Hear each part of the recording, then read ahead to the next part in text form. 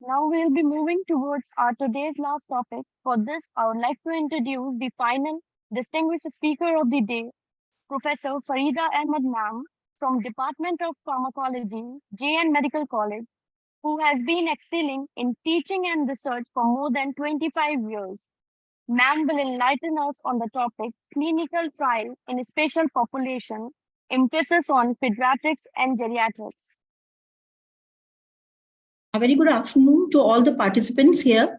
I am Dr. Farida Ahmad, and I'll be speaking on the clinical trials in special population.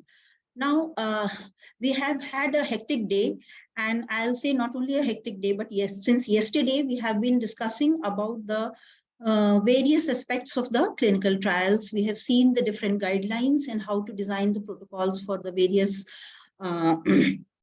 phases of the clinical trials, ranging from phase 1, 2, 3, and 4. But then the question arises, why?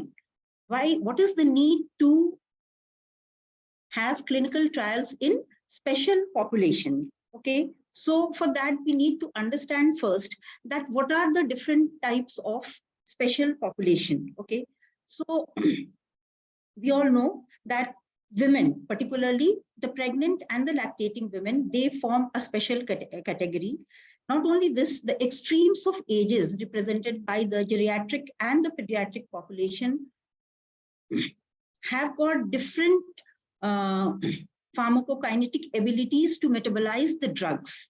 So they need special attention, along with the people having diseases or on some concomitant medication. Okay, so there is a need to have clinical trials which are designed especially for the special population.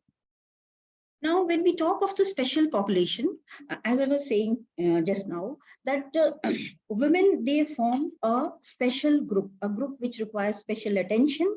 Now, why is it so? We are very careful when prescribing drugs or doing clinical trials for drugs in women who are either pregnant or lactating, because we know that the drug will either cross the blood, the placental barrier, or be released into the milk and may affect the development of the baby. But a word of caution. When we are doing trials in women who are of the reproductive age group but are not pregnant, then we should be even more careful. Why is it so? Because we are not sure. We have to either take the consent of the patient earlier, which is ethically not permissible, that she will not conceive during the period of the clinical trial. So what happens if the patient conceives during the period of the clinical trial? This is the most dangerous situation, because this is, if it so happens, then we all know that during the first 8 weeks, the period of organogenesis will be there, and your drug, if it has got potential effect to harm the fetus, will produce disastrous results. So I say that women of the reproductive age group, they form one of the most important subpopulations of the special population. But here in my discussion today, the main area of focus will be on the extremes of ages. I will be taking up the discussion on the children as well as the people of the old age. Saying that today my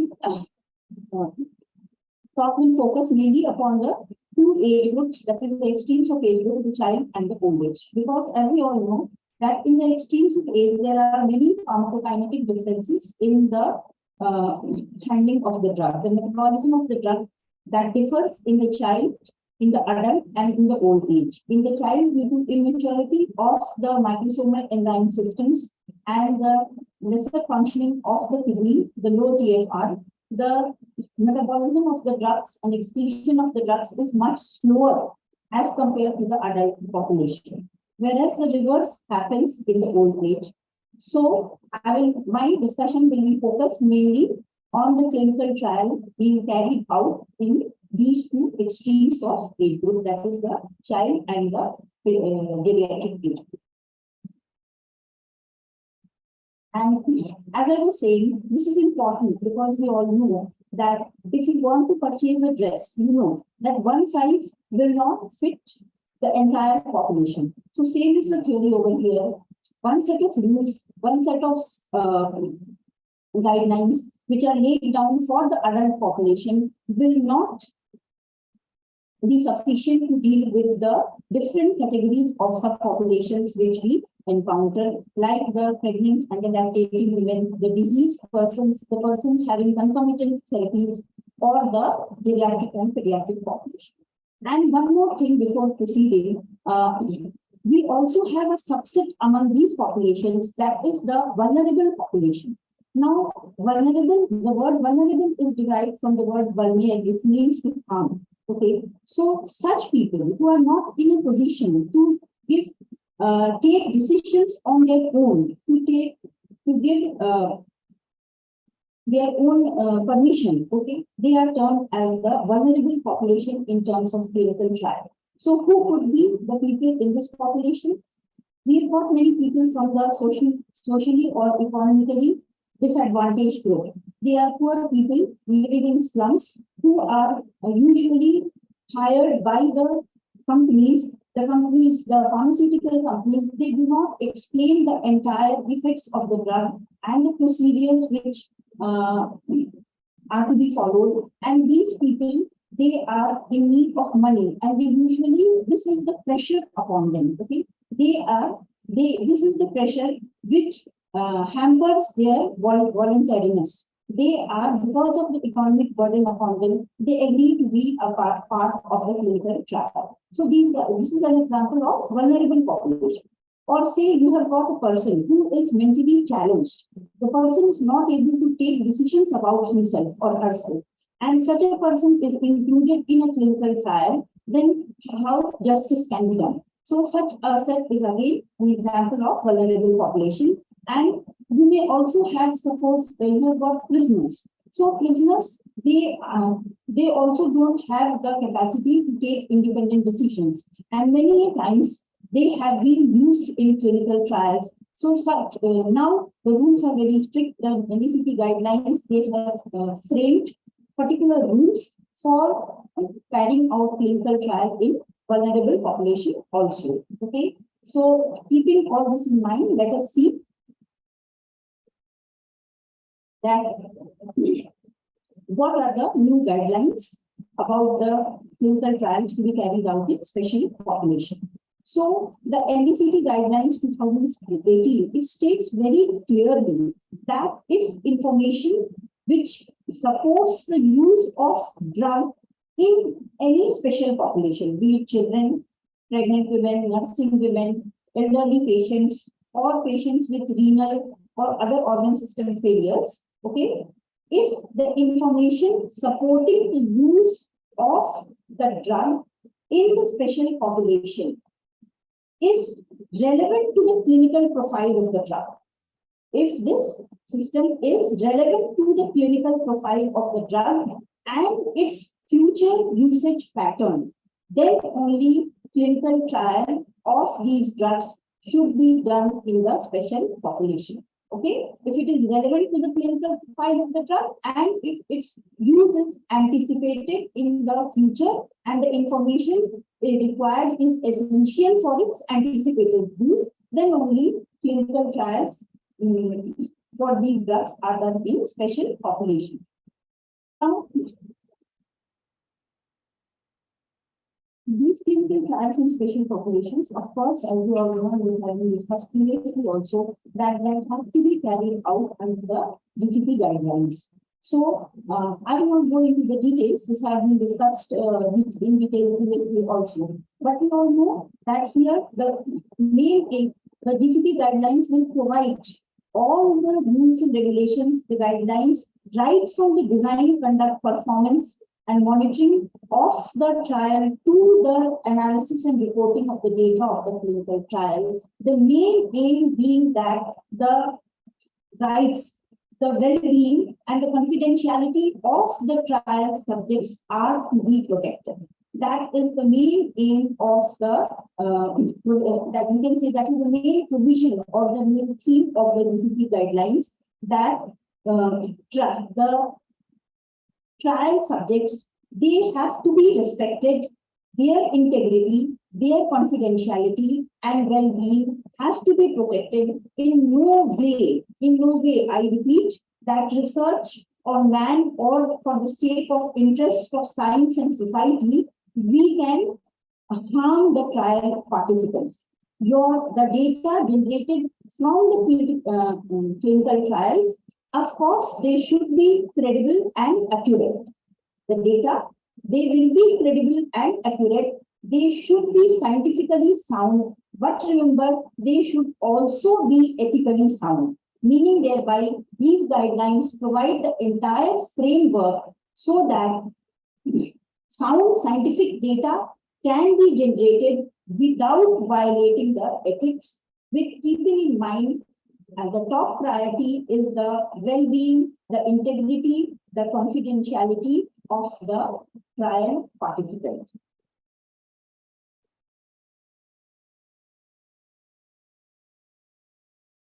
Now the question is that when do we carry out the clinical trials in pediatric population? Okay, when it is needed, when not. So this timing, this will depend upon the type of the product, medicinal product we are evaluating, and the type of disease which is being treated, keeping in mind the safety and the efficacy data of the available treatments available to us. And in such condition, what we will do is that the trial will begin with older children. You will not begin it with the smaller children, but the trial will begin with the older children before extending the trial to younger children and then to infants. So if the need be, because see, the entire dilemma is about inducting the children into the clinical trials. Should we expose them to the unknown and harmful effects of the drug by being part of the clinical trial, or should we not? This is the entire dilemma. So that is why, to safeguard the interest of the children, it is done that if needed, if you find that the medicinal product of the type of disease meets clinical trial in pediatric patients, then we should conduct first the older children, followed by the younger and later the infant. Now, if your new drug, come to a second situation, if the new drug is predominantly or exclusively affecting the pediatric population, it is, okay, the drug is meant for the pediatric patients, then here the clinical trial, of course, will be carried out in the pediatric population, but keep in mind, the initial safety and tolerability data adult population. We will not begin the trial directly in the pediatric population. First, the data generated, the safety and the tolerability data generated from the adult population will be examined, and then if found safe, then only the children will be inducted into this type of trial. That means for a drug which is exclusively meant for the pediatric patient. And from where will we get the safety data? From the phase 1 to 3 of the clinical trials conducted in adults. Now we have another situation. Suppose your new drug is intended to treat serious or life-threatening diseases in both adults and pediatric patients. Okay. It is applicable for both adult and pediatric patient, and we have got therapeutic options. Okay, we have got, there is no limitation of therapeutic options. Then in this case, what we will do, the pediatric population will be included early. Okay, but again, the same rule is there that this will be done following assessment of initial safety data and reasonable evidence of potential benefit. Now come to another situation. If the new drug has got potential use in pediatrics, then the pediatric study should be conducted or maybe initiated at various phases of the trial, and if needed, post-marketing surveillance data from the adult may be used for safety evaluation.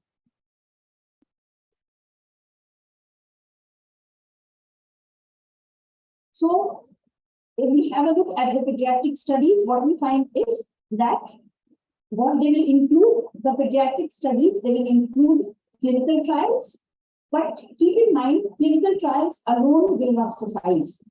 Following this, we have to carry out, or within the trials, we have to carry out studies for relative bioequivalence comparison of the pediatric formulation with the adult formulation.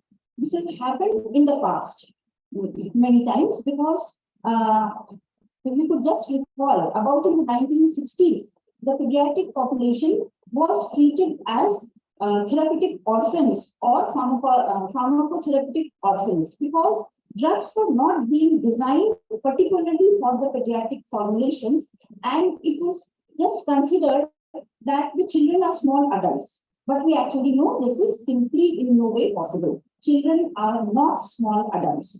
Hence, the dosage formulation for the adults cannot be used for treatment of the children. And when we come up with new formulation for the pediatric age group, then we have to do bioequivalence studies to compare the pediatric formulation with the adult formulation.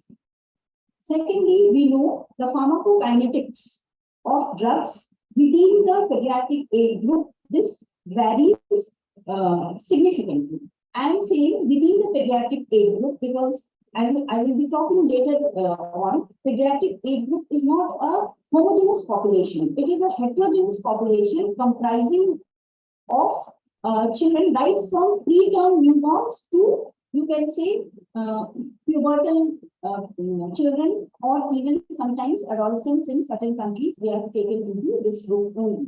So you can see the wide range ranging from newborn to the infants to toddlers to young children, and sometimes even adolescents are taken into this consideration.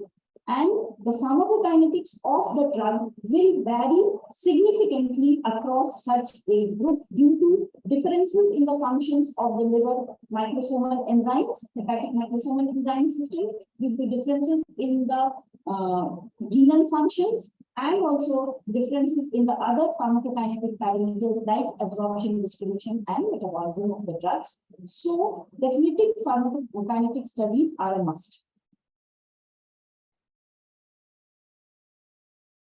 Then we have to also consider that if we have a new drug which will have a major therapeutic advance for the pediatric population, then in this case, remember, it is for advance for the pediatric population. So in this case, the study should begin early and the data should be submitted with the new drug application. Okay. And last but not the least, we should have a reviewing ethics committee in all the pediatric trials. And this committee should include members who are knowledgeable about the pediatric diseases and their treatment protocols, about the ethics applicable, and also about the psychosociological issues with the children. Now let us come to the clinical trial in pediatric age group. So first of all, according who are children? So we can say children are those persons who have not attained the legal age for consent. A person who has not attained the legal age to give consent to treatment or procedures involving clinical investigation, they can be termed as children for the sake of clinical trials. So any person who is not able to give consent, of course, in the pediatric age group, I am not talking of the other subpopulations or vulnerable age group, but child is a person who has not attained the legal age to give consent to be a part of the clinical investigation or the clinical trial. Now the question is, so now we have been seeing which drugs need to be included in clinical trials for pediatric population. But the next question is, why perform clinical trial in children? Okay. So this we have been discussing from the very beginning.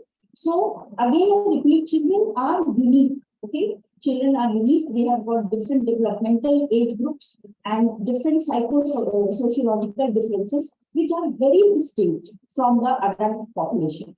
And I repeat, we cannot consider children as small adult. Hence, the clinical trial for the children has to be distinct from those of the adults. Okay, the psychosociological issues, the developmental issues, the fear factor, the necessity, the problems in giving consent, they are all there with the children. Okay.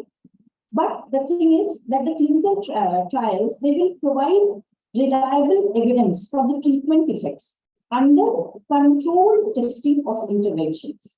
So this is very, very important because, see, we need to do clinical trial in children if we need to develop age-specific therapies, which are, or if we want to verify the empirical therapies, or if we want to do interventions to provide the best medical treatment available. Now, to put it very simply, what I will say that there is a dilemma always when we are doing clinical trial in children. This is an ethical dilemma. What is it? We think, should we induct children into the clinical trial? Should they be exposed to the new drugs or to the harmful, maybe they will suffer from some harmful effects, some experiments which they should not be subjected to.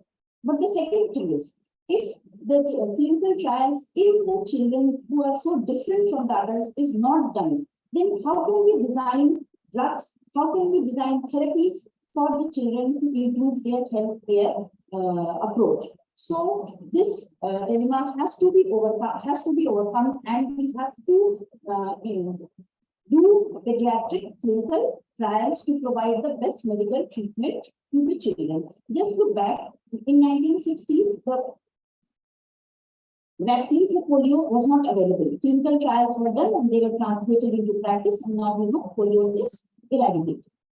Sometime back, say a decade or two back, we find that trials were conducted for anti-cancer drugs in children, and we find that the child health has improved so much that the mortality rate has decreased from about 20, it was about 60%, now it has become only about 27%. So how have we achieved this? This is because of the rigorous clinical trials which were carried out for the anti-cancer drugs in the pediatric population. So this is what I have been talking about, just a look at the age classification of the infant, of the children, and we find that it ranges from the preterm newborn infants to newborn infants, and this goes up to children to 11 years of age and adolescents who are about 12 years. In some countries, even 16 to 18 years of population can be considered in this age range. But in our country, we usually consider the pediatric classification from the newborn infants, term or preterm infants and toddlers who are about 28 days to 23 months old, and children from 2 to 11 years old range. So we see this is the wide range of ages considered under the pediatric age group, which will impact the drug metabolism and hence the drug effects. Now just let us have a look at the population of the pediatric age group in. So this data has been taken from the United Nations Population Fund, and you will find neonates comprise at least 3.8% of the world population, and children 1 to 5 years 15.9, 5 to 10 years 13.2, and 10 to 14 years 10.4% of the world population. Put together, we can find that about 35 to 40% of the world population in 2020-22, as per records of the United Nations Population Fund, comprises of the pediatric age group. So the question arises that when about 35 to 40% of the world population is of the pediatric age group, then why this paucity in the data associated with the clinical trials in the pediatric population? Have a look. We have got the data of clinical trials in the pediatric, this is the pediatric population, and extrapolated to 2030, you find the increasing number of children and see the number of publications in the clinical trials for pediatric trials. This is so low as compared to the percentage of the pediatric population. Okay, we have got data from the WHO portal, which registers the clinical trials, and it is found surprisingly that only 17 to 18% of the clinical trials have been registered for the pediatric population, whereas 40% of the population comprises of the pediatric population. So this is indeed surprising, and we need to improve this to improve the healthcare provision of the children. Now, what are the challenges? What are the difficulties for carrying out pediatric trials? So, first of all, the safety and the efficacy data of many medicines which are used in children are surprisingly scarce. This is also again a very surprising fact. It has been seen that many diseases in which about 60% of the population is pediatric. Okay, many diseases which is mainly a disease of the pediatric population. In such diseases also, we do not have much of the safety and efficacy data. So, because this is supported by the fact that the clinical trial registry sites, they show that those diseases in which pediatric contribution is 60%, there also only about 12% of the clinical trials have been carried out in the pediatric population. So from there will we get the safety and the efficacy data from these children. So what does this lead to? This leads to the fact that we sometimes give ineffective medicine, or we give medicines which have got unknown or harmful side effects to the children because of the lack of the safety and efficacy data. So if we carry out better and more relevant clinical trials, then our knowledge for the medicine and their safety and efficacy and beneficial therapies will be generated, and of course the healthcare provision for the children will improve. Next thing to keep in mind is that pediatric trials are very challenging to conduct because there is a lack of funding. Okay, the pharmaceutical companies, they are not much interested in funding the pediatric trials because they find this is not a very beneficial thing according to their business. And the government agencies also have always got a short of funding, and that is it is mostly seen that paucity of funding affects the pediatric trials most. Second thing is the uniqueness of the children. As I said, the pharmacokinetics differ, then the sociological impact is also different. Children do not want to take part in the trial. The parents do not want their child to be a part of the trial because of the fear of unknown harm. And so these ethical concerns further make pediatric trials very difficult. So newer initiatives are being taken up to improve the trial participation, but there are many factors which we have to consider before carrying out a pediatric trial. So you have to see the prevalence of the disease in the pediatric population. What is the seriousness of the condition? Is it possible to take it as a part of the pediatric trial? Then you also have to judge that are there alternative treatments available? Are they suitable and efficacious? And if so, what about their adverse event profile? Are they safe or not? That has to be considered before you launch a pediatric trial for a particular drug. Okay, you have to see that alternative treatment should be available. In case you have to drop down in between, you cannot leave your trial participant as such. So that is a must. Then you must also see that is it actually required for the pediatric indications only, and is it safe? That is the foremost important, especially is the drug producing any development and anomaly? So that should be considered very first, then only we can begin with the trial of the drug. And then we have to see that the pediatric formulation should be developed.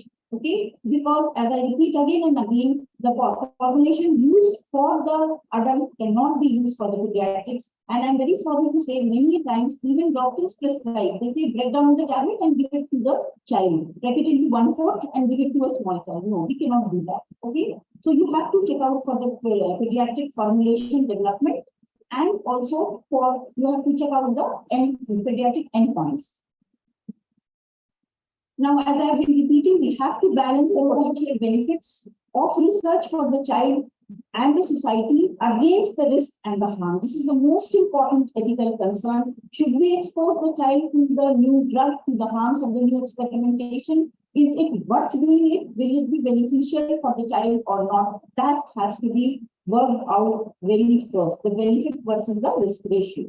Then you have to obtain informed consent from the parents. Now, children are unique, they cannot give consent on their own. So who will give consent for them? It is their parents or the legal guardian. Okay. Then what we have to see that the trial design is ethically sound, relevant, and it provides minimal burden on the child participants. The population size chosen should be small. It should be as required. And this is one reason that many companies, they do not want to fund the pediatric trials. They say a pediatric trial which is done with a small population may not produce such scientific results which are needed for future use. So why fund such pediatric trials? So this is one problem also. But for the children, many times we have to calculate the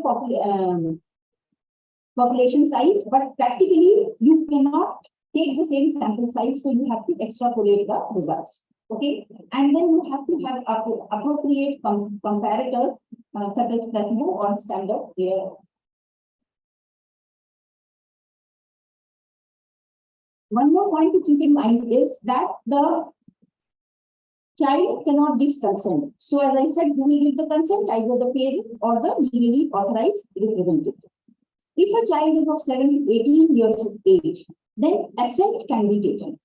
So if the child is of 7 to 12 years, then you can take a verbal assent.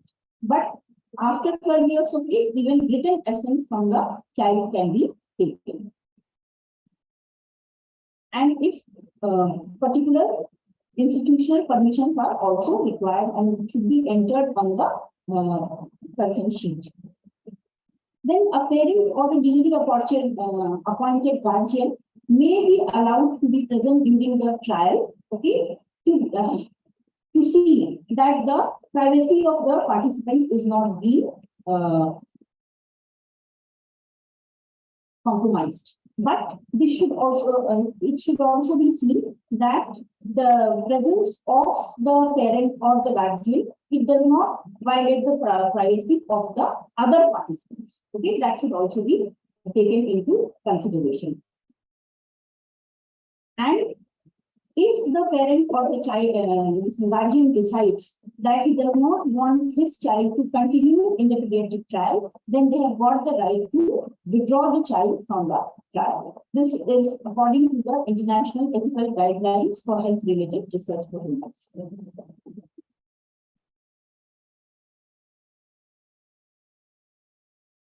Now the question is, we have seen at the number of problems, the ethical problems and the other problems associated with the children.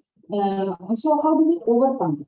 So this is done by minimizing the risk. So what we should do, we should first make a sound scientific study, prepare a protocol, and we should work out any anticipated hazard. And we should be again, and stringent preclinical and clinical toxicity studies should be done. And then adult studies should be done when the relevant data which comes out that is safe for use in the pediatric population, then only we should proceed with the pediatric trials. Then during the trial, we should have trained and experienced personnel who are trained and experienced in carrying out pediatric trial. They have knowledge of the pediatric population and they know how to evaluate and manage the potential adverse events if they will occur in the children. And as I was saying, we try to minimize the participant size and make the procedures minimal and easy, because the children, they are afraid of different procedures being done on them. Suppose you want to give an IV injection. If you want to give it to an adult, he will be apprehensive. But what about a child? The child will be horrified at the sign of that you are trying to give an injection with the IM or IV to the child. So that is why we try to minimize the procedures, make them as complacent as possible and decrease the participant size. And if any, God forbid, unexpected hazard occurs, then the study should be rapidly terminated. And so as I was saying that we should have people who are skilled in dealing with the pediatric population. They can carry out procedures well, and the children, when we carry out trial, then remember it should not be in an environment which is fearful for the child. We should have a physical setting in which the child will feel happy. There will be furniture which is suitable for the small children. There will be equipments for which child can play, activities, he can do certain activities, okay, and food should be provided. So a child-friendly environment should be provided, okay. If it is to be in a hospital or the clinic, if it cannot be done in this environment, then we should possibly try to see that the participants come in, be a part of the clinical trial in that hospital setup in which they are actually receiving the treatment, okay. And then, as I was saying, the treatment procedures, we should try to minimize the discomfort. So for that, suppose you want to place an IV catheter, then give topical anesthesia. You can give so that the child does not feel the pinch of the needle being inserted. If you want to take repeated samples, then it is better leave an indwelling catheter. Okay, you can use local anesthetic agents. You can use such dosage formulations which are easy for the child to take. Avoid injectables, either IM or IV, until unless it is mandatory, and try to use such dosage formulations like micro tablets, which will not dissolving tablets, or syrups, which will be good for the child. Will be acceptable. And as I was saying, children are not small adults. Their absorption, distribution, metabolism, and excretion pattern, the entire pharmacokinetics of the drugs is different from the adults. So I'll just give you an example. See the renal function maturation. What we find is that, see, both in the males and the females, from 1 week to 8 weeks, the GFR doubles from 40 to 95. But by the time the child attains 2 years of age, the GFR becomes 133, which is almost similar to that of the adult, nearing the adult GFR. So, see the pattern. From 1 week to 8 weeks, it is very, very less. And from 8 weeks to 2 years, the GFR starts increasing in a surprisingly fast pattern and approaches near adult rate by about 2 years of age. So, in about 2 to 12 years, the GFR becomes almost parallel to that of the adults.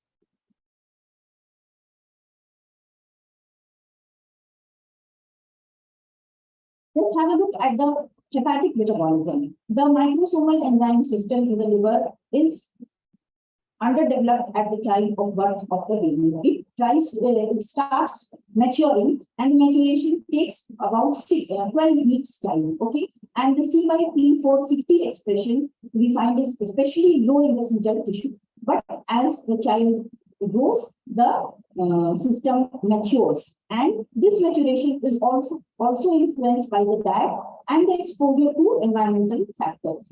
But that is important to keep in mind. We know that by about 12 weeks only, this microsomal enzyme system will mature. And if we do not keep this fact in mind and give drugs to the patient, I'll give you a couple of examples. See, cyclosporin, it was given to a child, okay? And in this case, what happened? The metabolism of cyclosporin was faster. Okay, this is just opposite to the this thing, under maturation for many of the drugs. So this is what I want to stress, that we can have both the types of example. It is not only that under maturation, but many times childs, they metabolize certain drugs faster, like cyclosporin. So what happens? You're given cyclosporin, faster metabolism, the drug has become inactive and you do not get the therapeutic concentrations. Contrary to this, the well-known example of Geriatric syndrome, we all know that if chloramphenicol is given to a neonate or to a child before 3 months of age, then since the liver is immature, the medicine clearance is reduced, and this will lead to severe CNS depression, and the child presents with gray baby syndrome. Tetracycline, if this is given during the period of mineralization, that is, it is now we know, we advocate that don't give tetracycline to children if they are lesser than 8 years of age. Okay, but if you give it during the period of mineralization, this leads to severe enamel dysplasia and also staining of the teeth. And we are all well aware of the thalidomide tragedy. I will not say much about this. We all know that thalidomide was given to pregnant women for the treatment of morning sickness. And what happened? This led to the development of, this led to the birth of children who were suffering from phocomelia, which means sea limbs. What happened? In this case, there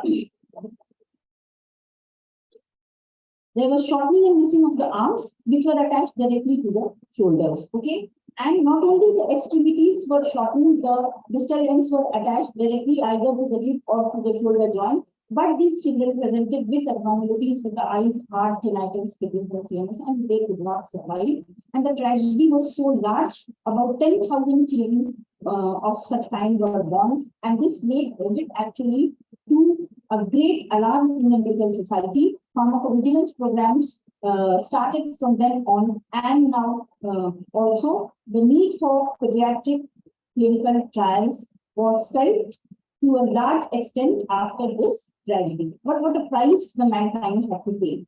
Some recent examples, I'll not take much time. You know, Aligarh, this is a direct thrombin inhibitor, which is used for the treatment of heparin-induced thrombocytopenia. And we find that again it is metabolized by the CYP3A4 family. And so if it is given to the neonates, then what happened? The metabolism was not adequate because the enzyme system was not mature, and this led to serious bleeding disorders in the children.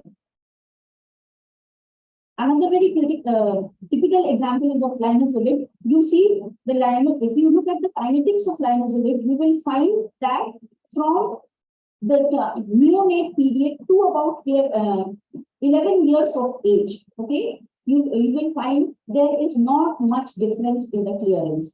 See the clearance in the full-term neonate is about 3.8 to 5.1, and again at about 11 years of age, it is 3.8. So what a surprising fact. The clearance remains almost the same, I'm saying, not exactly, but almost the same during the period from neonates to 11 years. But look at the fact, when the child achieves 12 years of age, becomes an adolescent, from 12 to 17 years, you will find there is a rapid increase in the clearance of linezolid. And it is about so this has led this from where did we get this data? Of course, from the pediatric clinical trials, and now this has led to the great difference in the dose recommendation for the pediatrics and the adults for linezolid. You see, for the pediatric patients up to 11 years of age, it is 10 milligram per kg every 8 hours. Whereas for the pediatric patients more than 12 years, or we can say who are approaching adulthood, it is 600 milligram every 12 years. So this fact and this dosing schedule, this has been made only because the data from the pediatric trials have become available for us.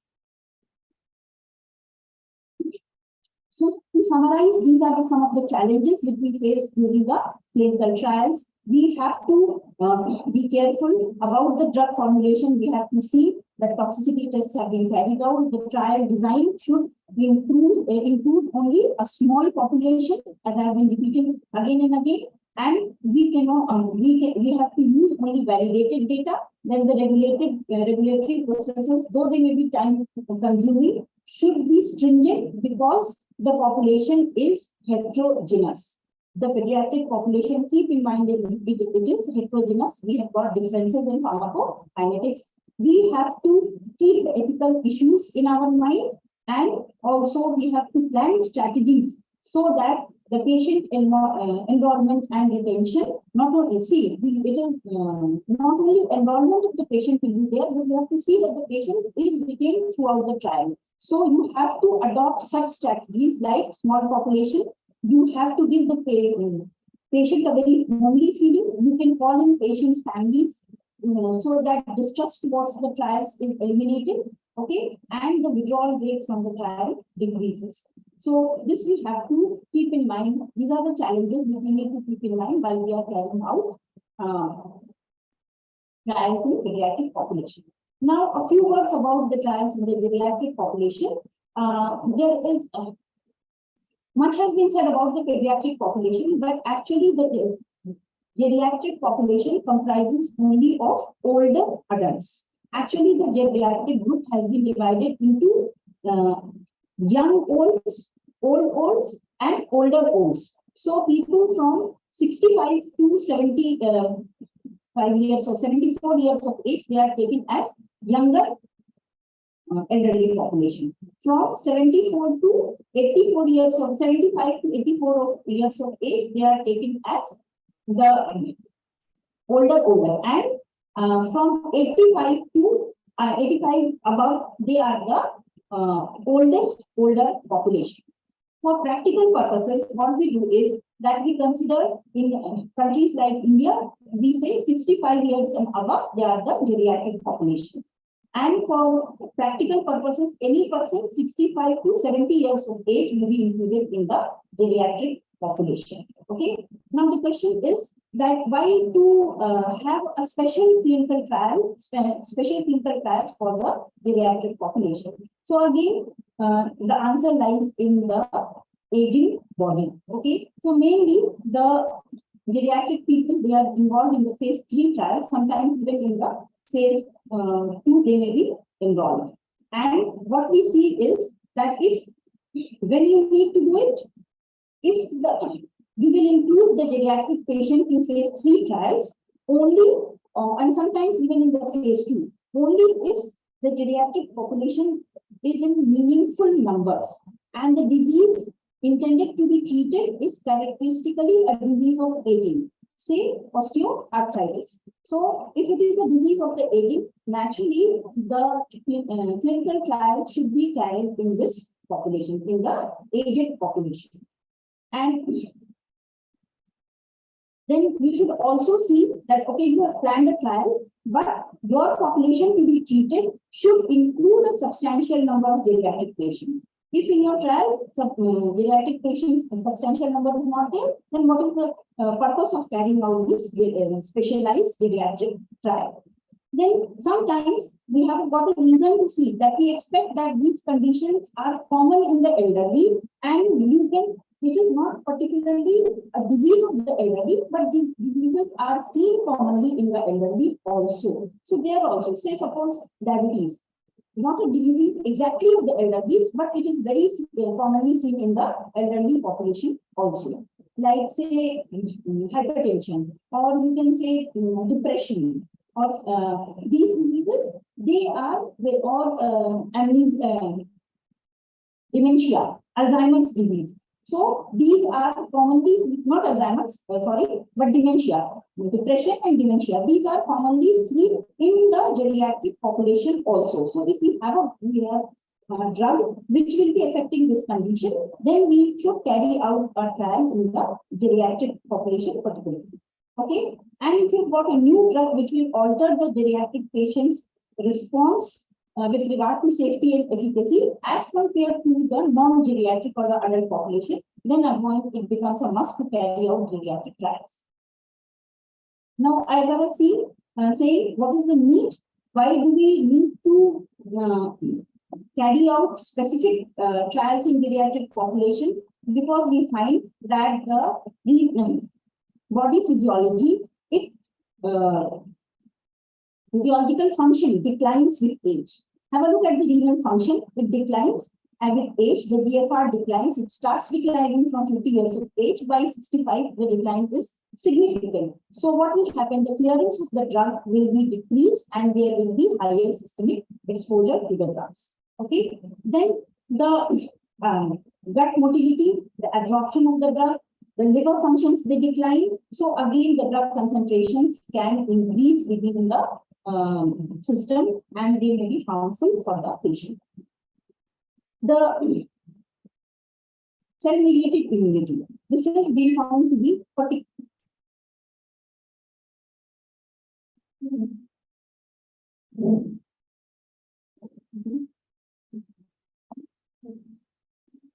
This has been found to be particularly decreased in the geriatric population. And if we look at the, have a look at the CNS function, it is very clear that it declines with age. Okay, the memory, it declines, the CNS reserve, it declines, the even the physical balance of the patient, the ability to hear, and the psychological functions, they are affected with the aging. Patient becomes more, you can say, and I was talking about the major issues with the geriatric population, and we have seen that with the increase in the age, there is decline in the physiological functions comprising of decrease in the renal function, which is the GI.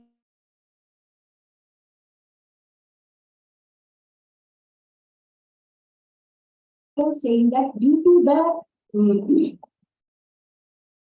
different stages of life. Suppose I'll give you an example. A person at 65 or 60 retires from his services.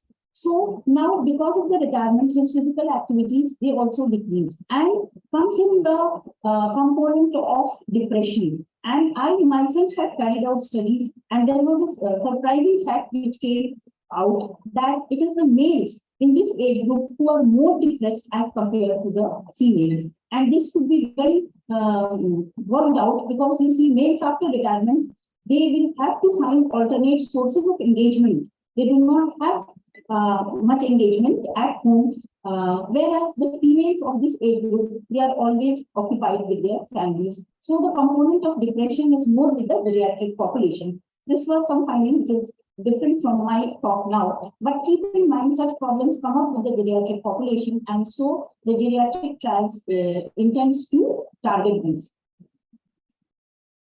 I'm giving an example of zolpidem. Okay, so this zolpidem, the adult dose is 10 milligram once daily, whereas in the geriatric patient, we have to reduce the dose. The dose becomes only 5 milligram once.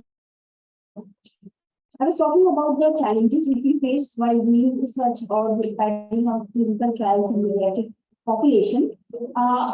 You know, the population is of old age group, already 65 plus. And day by day, when the trial is going on, it is getting older. So it becomes very difficult to recruit the patient or to induct patients into the trials. Okay. And they are apprehensive. They do not want to take part in the trials, and they have got other comorbid conditions also. So while conducting the trial, we also have to check out that what are the comorbidities and what medications the patient is on for them. So the chances of polypharmacy is very high in the geriatric population. So while carrying out clinical trial in this age group, this is one of the major issues which we need to take in consideration. And another thing is that it is not easy to take informed consent from the old person. For a child, you can ask the parent who may be hesitant but may give the consent after contemplation. But a geriatric person, you have to take the consent from the patient himself, and that becomes particularly difficult for us because they are aged, they are having many apprehensions, they are having different diseases, and they have got their own thought processes and own feelings. So they will give the consent only after due consideration to all this. Now, just to summarize, just to end the talk, I'll just mention a few scientific advances. Okay, let us have a look at the few scientific advances which has made the carrying out of clinical trials in such specific populations more easier. So you can apply modeling or simulation techniques. Okay, you can make videos, you can design plays, you can conduct clinical studies with the help of modeling or simulation techniques. You do not require the direct presence of the participant in such simulated trials. This is a virtual trial with virtual population, and this has made the trial very easy. Conduct of clinical trial in the special groups very easy. Okay.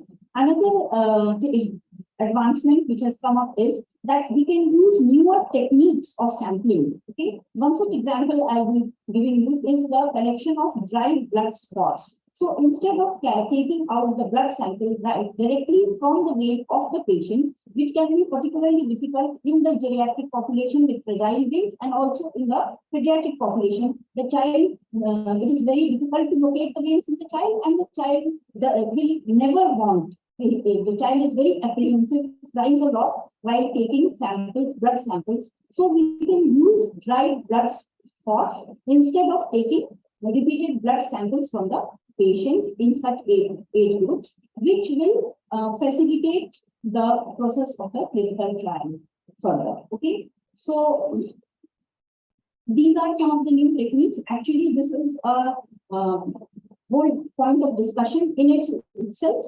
There are many numerous new techniques which will make the carrying out of clinical trials in geriatric and pediatric population easier. But today I'm just giving you few examples, and with this I'll wind off. And I hope you have been able to understand what how do we carry out clinical trials in such population, and what difficulties we face, and how we overcome these difficulties to improve the healthcare provision in the pediatric as well as pediatric age group patients. Thank you. Thank you, ma'am, for enlightening us.